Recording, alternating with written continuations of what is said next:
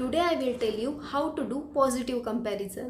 तर जेव्हा केव्हा आपण आपल्यापेक्षा कमी गोष्टी असणाऱ्या व्यक्तींकडे बघतो तेव्हा तर आपल्याला बेटर फील होते की अरे वा चला, याच्यापेक्षा तर चांगली परिस्थिती माझी आहे, याच्यापेक्षा तर चांगली कंडिशन माझी आहे, माझ्याकडे भरपूर काही आहे.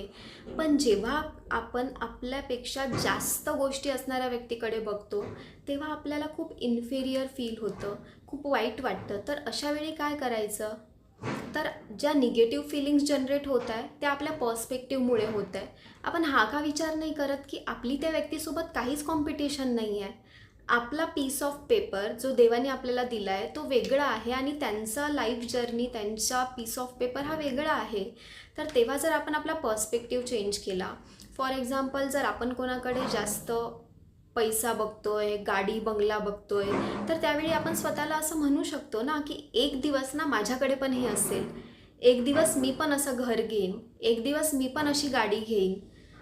करून बघायला काय हरकत आहे. बिकॉज आय बिलीव्ह जे आपण बोलतो ना कधी आपण त्या ॲक्शन्स पण घेतो.